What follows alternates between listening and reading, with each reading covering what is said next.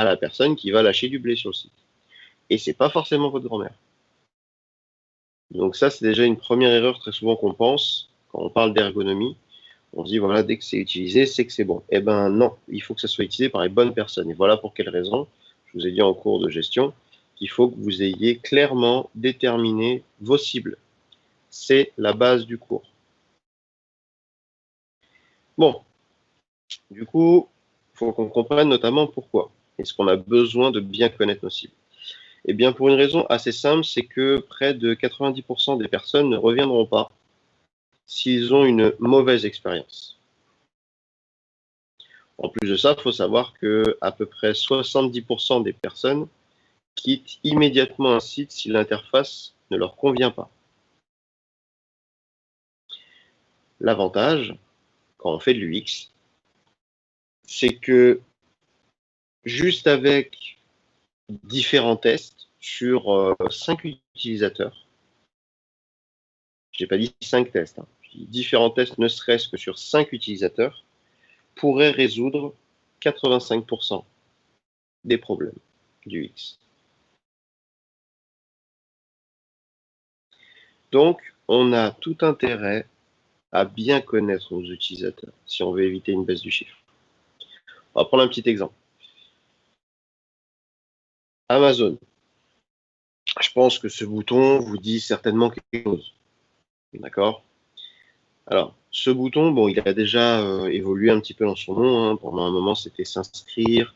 Après, c'est devenu s'identifier. Bref. Eh bien, ce simple bouton qu'on reconnaît assez facilement, eh bien, dites-vous qu'il a changé beaucoup de fois, sauf qu'il n'a pas changé depuis un moment. En fait, ce bouton, il est passé de s'identifier, qui était, on va dire, la dernière version en date, à continuer. Eh bien, juste ce changement a fait augmenter leur chiffre d'affaires, enfin leur vente, pardon, de 45%, soit environ 300 millions de dollars sur une année. Juste parce que d'un bouton, on est passé à s'inscrire, à connecter, continuer, eh bien, ça a augmenté leur vente. On ne va pas rentrer spécialement dans l'immédiat sur le pourquoi, pour l'instant, mais en tout cas, ça a eu cet effet. Une autre marque que vous connaissez probablement, alors peut-être pas le logo, mais la marque vous parle probablement.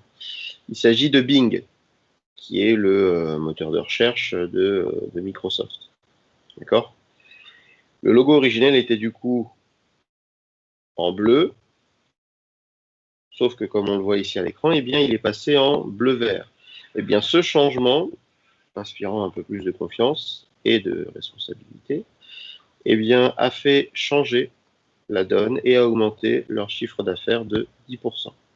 80 millions d'euros aussi. Ça peut paraître bête, mais même si ici, pour l'instant, notamment pour le dossier, on parle un peu de design, puisqu'on a dit, ouais, on n'est pas en train de faire des couleurs, etc. C'est vrai. Sauf que l'UX n'est pas là pour dire ce qu'on va devoir faire d'un point de vue graphique. Mais il est là pour donner des raisons pour lesquelles on devrait faire autrement. En gros, Amazon, bon, bah, ils se sont rendus compte, tiens, il y a quelque chose qui pêche. Ouais, peut-être qu'on change un truc. Ils ont un peu investigué les choses, ils se sont rendus compte, bah tiens, il faudrait peut-être qu'on change le bouton. Ils ne savaient pas encore comment, ils ne savaient pas encore avec quoi. Ils ont analysé, ensuite ils ont fait des propositions, et après le graphiste a fait des rendus possibles, et après ils ont statué. Pareil pour ce qui est de Bing. Ils se sont dit, tiens, est-ce que mine de rien, il n'y a pas un frein quand même quelque part? Bon, ils ont analysé, ils se sont rendus compte, le frein, c'était la couleur. Il faudrait peut-être la changer. Ils ne savaient pas encore pourquoi. Ils ont exploré des pistes, ils ont trouvé des idées, et ensuite ils ont statué sur une couleur. Mais l'UX n'a fait que les premières parties du travail. D'accord? C'est pas lui qui a dessiné le bouton, c'est pas lui qui a dit quelle couleur on doit prendre. Par contre, c'est lui qui a peut-être donné des directives. Et c'est ça qu'on va essayer de comprendre. Bon, comme on l'a vu ensemble sur la réalisation d'un site internet, de manière standard, hein, évidemment, on a pas mal de choses qui s'enchaînent. Et l'UX, eh bien, il n'a pas de moment particulier où il va travailler, puisqu'il va accompagner le projet tout du long. Sauf qu'en réalité, il va avoir une phase de travail assez importante qui, elle, va se projeter sur plusieurs étapes. D'accord? C'est-à-dire que là, par exemple, on avait parlé de la rencontre, le périmètre, le contenu, le graphisme et le développement. Donc, même si en effet, il va participer à toutes ces étapes-là, et bien évidemment la mise en prod derrière, il va y participer de manière plus ou moins directe selon les étapes, il va quand même devoir faire un gros travail d'investigation, et ce, dès le départ. Sauf qu'il ne va pas partir de rien. Et c'est pour cette raison qu'il a besoin que vous ayez fait tout ce que vous avez fait jusqu'à maintenant dans le cahier des charges, parce que lui, la base de son travail, c'est les cibles. Le travail du UX se divise en 3 grandes parties. On a donc la recherche, évidemment on va l'aborder un peu plus en détail, d'accord. On a ensuite les concepts qui feront appel notamment à différents tests utilisateurs, et ensuite le prototypage qui eux aussi feront appel à différents tests. Et une fois tout ça fait, évidemment il y aura la partie graphiste, mais cette partie-là, c'est ce qu'on abordera dans la partie UI. Vous voyez que du coup, lui a beaucoup moins de charges de travail à faire, enfin de charges de travail. Il en a, mais en tout cas, il a beaucoup moins d'investigation que l'UX à faire, d'accord? Puisque lui va se baser sur les rendus de l'UX pour faire ce qu'il a à faire de son côté. Mais on voit déjà que le plus gros du boulot, c'est l'UX qui doit le faire. Et on en a vu les raisons. Si on veut éviter que le business coule à peine commencé, il va falloir s'intéresser de près à ses utilisateurs. Alors, on va commencer du coup par la phase de recherche. D'accord? C'est le début des 3 étapes, on a dit, de l'UX. Et dans la partie recherche, eh bien, il y a de nombreuses choses à faire. Bon, évidemment, la partie recherche, elle, comment dire, même si ça fait partie en effet du travail de l'UX, vous avez déjà un petit peu, vous, en tant que chef de projet, et notamment quand on a fait la semaine gestion de projet, vous avez déjà un petit peu abordé certains aspects qui vont être utiles à l'UX. Comme par exemple la rencontre du client avec le fameux QQOQ CPP. D'accord, le client vient vous voir, vous échangez ensemble, vous prenez quelques informations, vous allez ensuite faire un petit brainstorming avec votre équipe, histoire d'échanger, de vous dire bon, sur quoi on part, qu'est-ce qui serait bien, etc.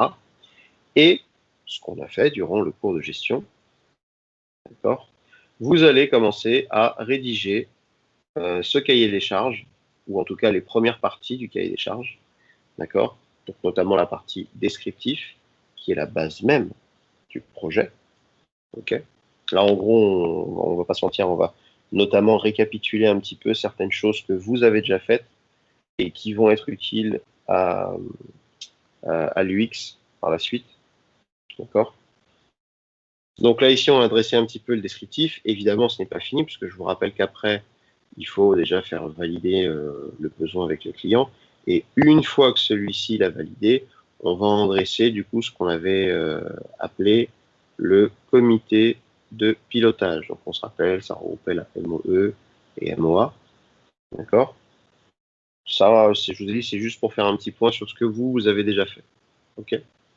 Ça, c'était la première partie de cette recherche dont il va avoir besoin. Sauf que derrière, eh bien, c'est pour cette raison que vous avez continué, uniquement s'intéresser à ce genre de business n'est pas suffisant. Ensuite, il faut qu'on analyse certaines choses, comme par exemple, après avoir après avoir indiqué le comité de pilotage, il faut évidemment qu'on en fasse un petit bilan, ce qui s'appelle, en termes marketing, un SWOT. Et ce SWOT, normalement, vous a permis d'investiguer un petit peu plus et d'être un petit peu plus, on va dire, précis dans votre benchmark. D'accord? Donc aussi bien sur l'étude de marché que chez les concurrents. D'accord? Évidemment, ça va de soi, puisqu'on avait vu que dans le SWOT, on a la partie interne et externe, d'accord? De la structure de votre client. Donc, on a fortement besoin de bien connaître le client en question, sans quoi il va y avoir des soucis par la suite. Comme je vous l'ai dit plusieurs fois, si vous aviez du mal à déterminer vos cibles, c'est que vous aviez mal déterminé le marché du client. Si vous l'avez mal déterminé, c'est que vous avez mal défini l'activité de votre client. À chaque fois, c'est la même chose. D'accord? Si on n'arrive pas à cette étape, c'est qu'il y a une erreur à l'étape précédente. En tout cas, très souvent, c'est le cas. Bon, cette partie analyse, c'est le vrai fondement, même si, comme je vous dis, l'UX vous accompagne évidemment. Hein. C'est-à-dire que lui, il est quand même là pour suivre, même si ce n'est pas forcément lui qui va faire ces investigations-là en question. L'UX va quand même intervenir plus ou moins en parallèle. Et il va notamment intervenir à partir du moment où il a les informations qu'on vient de citer. Autrement dit, une bonne connaissance, donc un bon descriptif du client, mais aussi une bonne explication et démonstration du marché.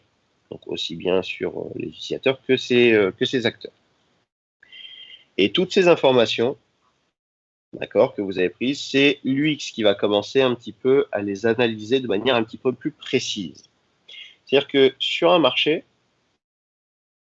si vous avez certains clients ou certains utilisateurs qui ont certaines habitudes, ce n'est pas pour rien. Et parfois, le plus compliqué, c'est surtout de se rendre compte de ces habitudes.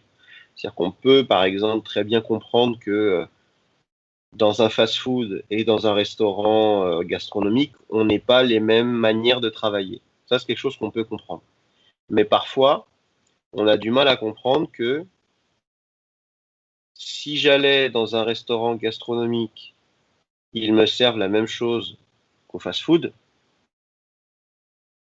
on aurait du mal à se dire, ben, je comprends pas dans ce cas, quel est l'intérêt d'aller sur un site, enfin dans un restaurant gastronomique, si c'est pour avoir la même chose que ce que j'ai au fast-food. Ben, en fait, c'est un petit peu ça l'inconvénient du marché. C'est-à-dire qu'on a des utilisateurs qui sont dans le même statut que nous, qui utilisent certainement Internet, qui utilisent peut-être le genre de produit ou de service que le client veut mettre en place, ce que nous aussi peut-être on utilise chez ses concurrents. Okay, sauf qu'on a du mal à considérer que, étant donné qu'on travaille sur la même chose, autrement dit sur Internet, on a les mêmes navigateurs, on a les mêmes options, les mêmes possibilités, on a quand même du mal à comprendre que certains utilisateurs ne fassent pas la même chose que ce que nous, on arrive à faire.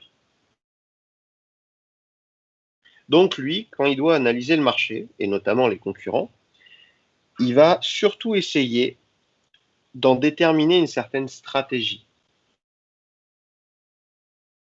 C'est-à-dire qu'il a fait ses premières recherches qui est bien sectoriser vous aider à sectoriser le marché, bien vous aider à sectoriser les concurrents évidemment. Il va évidemment analyser un peu plus en détail comment eux fonctionnent au travers des sites des concurrents. D'accord, il va voir un petit peu comment est-ce que les choses ont été mises en place, essayer de se renseigner un peu sur les retours clients concernant le site. Est-ce qu'il y a des avis qui sont donnés? Est-ce qu'il y a des commentaires? Est-ce que sur les réseaux sociaux on parle de... Bref, il va investiguer un petit peu tout ça et dans un second temps, eh bien maintenant il va s'intéresser notamment aux utilisateurs. C'est-à-dire ce que vous avez déterminé, là, votre cible, cœur de cible, cible primaire, secondaire, etc. Il va aussi s'intéresser à eux et il va, s'il le faut, chercher aussi d'autres données utilisateurs au moyen d'enquêtes de satisfaction ou je ne sais quoi d'autre comme procédé, d'accord, pour en déterminer ce que vous avez certainement vu dans le cahier des charges la dernière fois et qu'on n'a pas fait, parce que je dis qu'on le verrait durant ce cours, à savoir la partie grille d'analyse d'état d'esprit. Autrement dit, c'est à ce moment-là où l'UX va commencer à faire un rendu de ces différentes investigations, une sorte de bilan. Cette grille d'analyse d'état d'esprit, elle n'est pas en soi très compliquée, d'accord, on va pas se mentir, ce n'est pas très compliqué, mais ça demande quand même de prendre du temps pour bien faire les choses. Voilà comment ça marche. Sur une grille d'analyse d'état d'esprit, comme son nom l'indique, on cherche à rentrer un petit peu plus dans la tête des utilisateurs du site. On va s'intéresser à 5 choses. On va essayer de connaître les motivations, notamment les motivations profondes, hein, celles qui ont un vrai intérêt. Donc les motivations du client, mais aussi ses schémas mentaux, ses habitudes et ses organisations, le comportement aussi qu'il a de manière générale et les difficultés ou les différentes problématiques qu'il peut rencontrer et sa façon dont il a de les résoudre. Voilà pourquoi est-ce qu'on s'intéresse à son comportement. Ce sont les 5 points. Motivation, schémas mentaux, habitudes, organisation, après ça dépend un peu comment on voit les choses, même si on reste un peu dans le même thème, comportement et problématiques et résolution qui fait de ces problématiques, en tout cas qu'il a de ces problématiques. Ce sont les 5 points qu'on cherche à analyser. Seulement ces 5 points sont quand même relativement vagues, sans compter qu'ils évoluent à travers le temps. Et parfois même, non seulement ils évoluent, il y a même de très fortes chances qu'ils évoluent à travers le temps, mais parfois même sur un temps très court, on peut penser qu'ils ont évolué. En fait, le truc, c'est pas forcément que les choses ont évolué, c'est surtout que l'environnement de la personne peut momentanément ou de manière prolongée changer ces différents critères. Et c'est pour cette raison que juste partir sur ces 5 critères-là était un petit peu trop basé sur un instant T. Ce qui en soi est une bonne chose, mais en réalité, on était là en train d'essayer de connaître la personne, non pas au moment où elle va chercher à se procurer les produits ou services qu'on met en place, mais plutôt la personne elle-même tout au long de sa vie. En gros, on était un peu trop dans l'idée de vouloir satisfaire la personne tout au long de sa vie, ce qui n'est pas forcément l'objectif d'un projet. D'accord Si vous repensez un peu à il y a quelques années, les centres d'intérêt que vous aviez, il y a 5, 10, 15, 20 ans ou plus, d'accord, ne sont pas les mêmes centres aujourd'hui. Alors peut-être que vous prenez autant de plaisir à, je dis n'importe quoi, à revoir un vieux film que vous aviez aimé quand vous étiez plus jeune, reprendre une BD, je n'ai écouté une musique ou je ne sais quoi d'autre, d'accord? Mais ça n'empêche que ce n'est plus aujourd'hui quelque chose qui vous semble indispensable, ou ce n'est plus en tout cas quelque chose qui semble retenir votre attention. En tout cas, autant qu'à l'époque. Donc du coup, quelques spécialistes, et un notamment assez connu dans ce domaine-là, Eric Rice, s'est penché un petit peu plus sur ces critères et s'est rendu compte que ces 5 critères, en fait, ils devaient vraiment être sur de l'instantané. C'est-à-dire que quand on en prenait compte dès le départ en disant oui, voilà, c'est comme ça que les gens pensent, ou c'est comme ça que les gens sont, etc., c'est vrai, la problématique, c'est que on était tout le temps en train de remettre en question les changements de la personne. Et en fait, en se rendant compte de tout ça, Eric Rice s'est dit que les changements n'ont pas forcément lieu sur une très longue durée. Parfois, ça peut avoir lieu de manière très rapide, sur une très courte durée, mais rechanger aussitôt et peut-être revenir à l'état précédent. En fait, Eric Rice s'est dit, bon, dans tous les cas, je suis d'accord pour dire qu'il y a 5 critères, sauf que les 5 critères en question sont peut-être mal définis. Du coup, il a proposé 5 autres critères. Enfin, en soi, ça reste dans la même idée, c'est juste qu'il les a nommés d'une façon différente. D'accord ? Le premier étant l'attitude.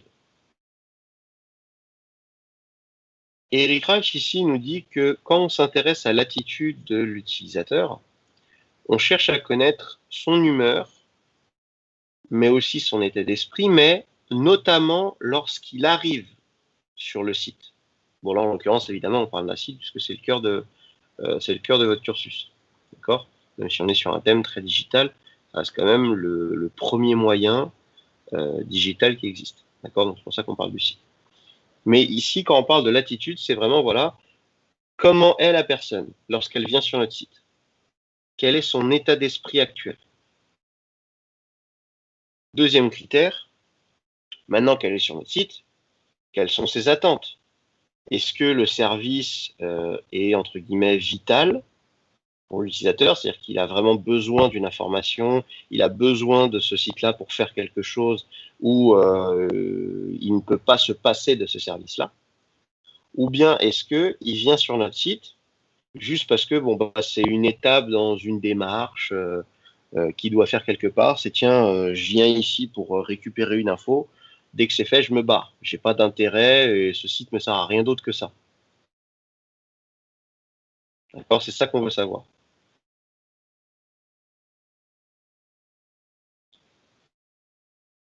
Troisième critère. Maintenant qu'on sait que notre client est venu, enfin, on connaît pardon l'état d'esprit de notre client qui est venu sur le site, on en connaît ses attentes, d'accord? Donc quelle démarche aurait pu l'aider à résoudre, est-ce que c'est pour, enfin en tout cas, est-ce que c'est une démarche pour l'aider à résoudre un problème que lui rencontre, ou est-ce que c'est quelque chose que lui-même a voulu faire, qui l'intéresse vraiment, qui est primordial pour lui? C'est ça qu'on veut savoir. Ensuite, il faut qu'on sache aussi l'agenda. Alors, l'agenda, c'est pas le fait de savoir si, comment dire, il le fait en avance ou il le fait en retard. C'est plutôt ici, ce qu'il a appelé l'agenda, une notion d'urgence avec laquelle il va utiliser le service. En gros, est-ce qu'il vient sur notre site en termes de dernier recours ou est-ce qu'il vient sur notre site parce que il veut utiliser ce site-là ou il aime utiliser ce site-là? Genre, bon, bah voilà, là, il est speed, il n'a pas le choix, il est obligé d'utiliser ce truc.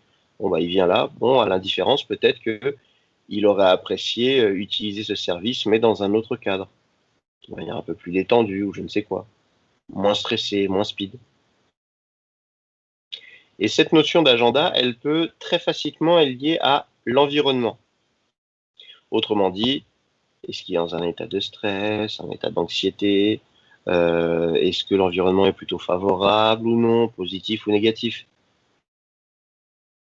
Et c'est notamment sur ça que Eric Rice fait comprendre que c'est cet élément-là principalement qui va faire changer les autres. Même si tous sont plus ou moins liés, l'environnement en question peut très vite remettre les barèmes des autres à une position différente. Sauf que dans cet environnement, du coup stressant, il ne faut pas oublier aussi l'aspect humain. Autrement dit, humainement parlant, on ne va pas forcément être dans une idée d'égocentrisme. C'est-à-dire que parfois, même si on peut avoir un état d'esprit très positif, avec un agenda très positif aussi, ou des attentes très positives, ou un environnement très positif, d'accord? Parfois, le souci, c'est que même si tous ces critères sont réunis, c'est pas forcément pour lui-même que l'utilisateur fera certaines choses. Autrement dit, son cinquième critère, c'était l'origine. Est-ce que l'origine même de ce qui a suscité l'envie à l'utilisateur d'utiliser ce produit ou ce service, est-ce qu'il vient pour quelque chose qui lui est propre ou est-ce qu'il vient pour quelque chose qui ne lui est pas personnel, mais il vient pour une personne tierce?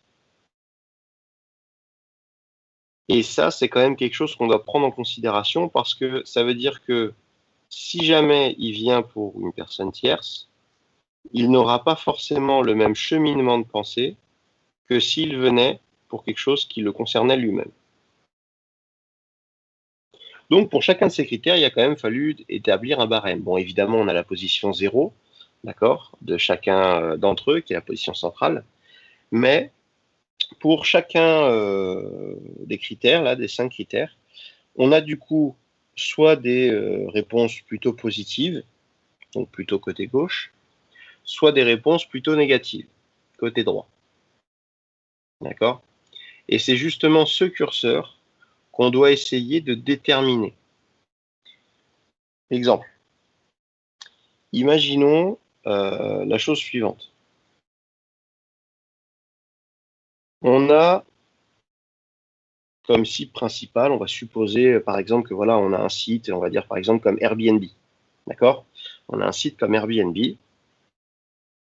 Et dans notre cible principale, on a donné comme type de cible, par exemple, un homme ayant la trentaine, de CSP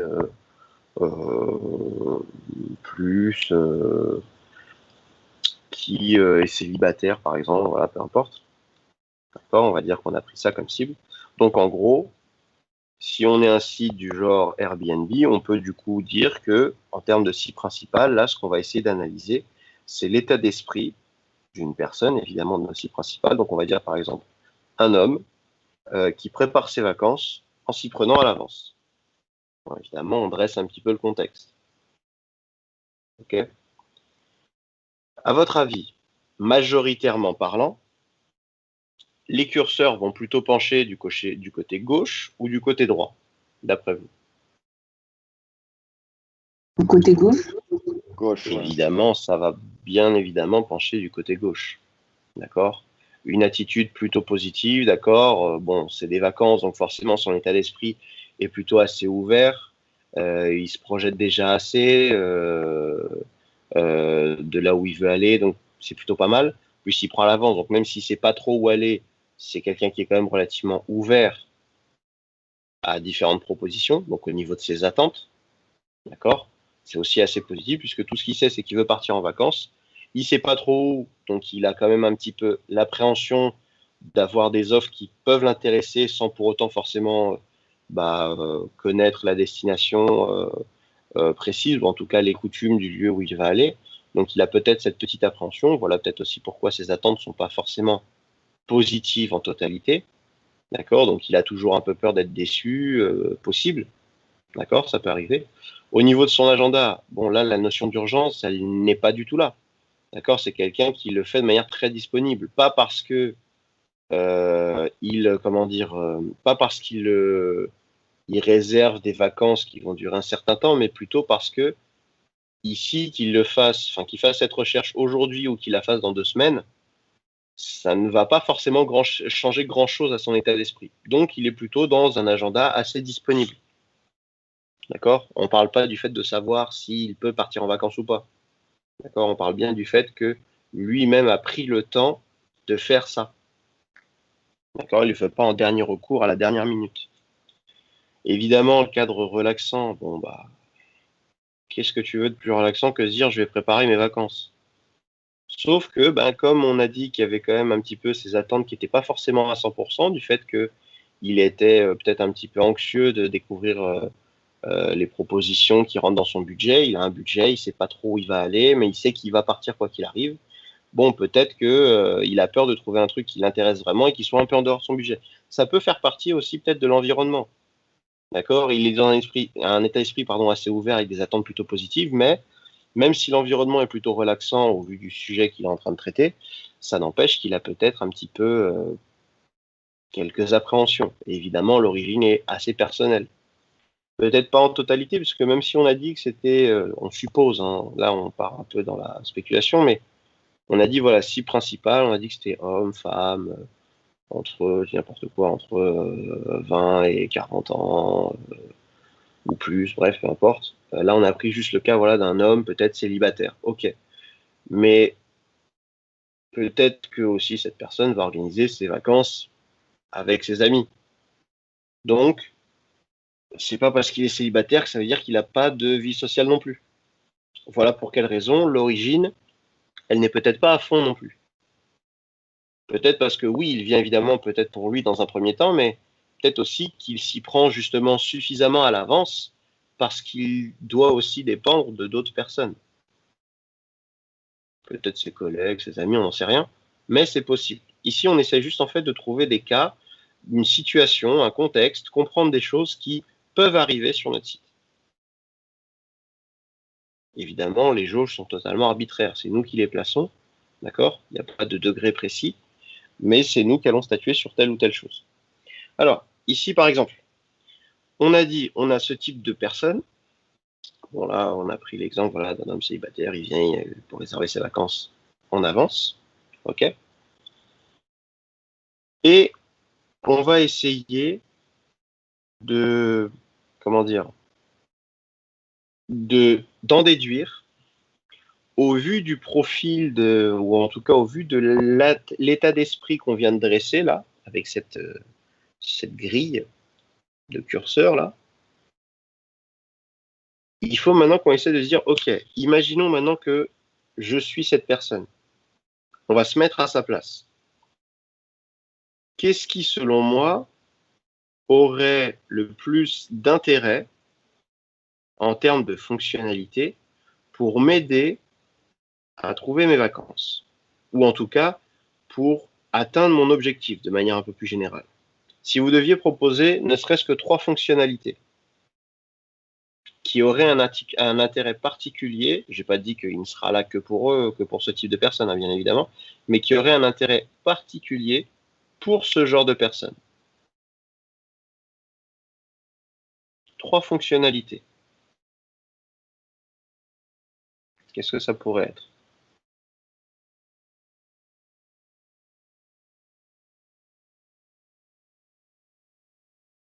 Si vous avez une idée, je vous conseille.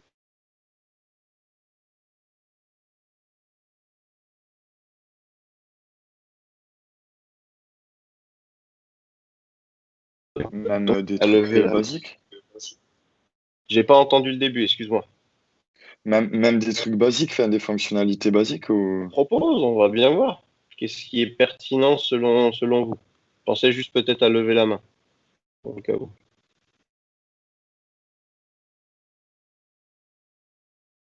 Essayez de vous mettre à sa place et de vous dire, voilà, il y a... Ah, ça va pas tarder à couper, heureusement que j'ai mis le réveil. On va reprendre... Ouais, dans 2 minutes, ça risque de couper. On se fait du coup la pause, on a dit, et on se retrouve à 12h30. D'accord? Encore une fois, désolé, j'espère juste que ça va pas être plus long que 12h30. Et on se retrouve du coup tout à l'heure. Ok. Ok, à toutes. Désolé, heureusement j'ai mis le réveil. À toutes.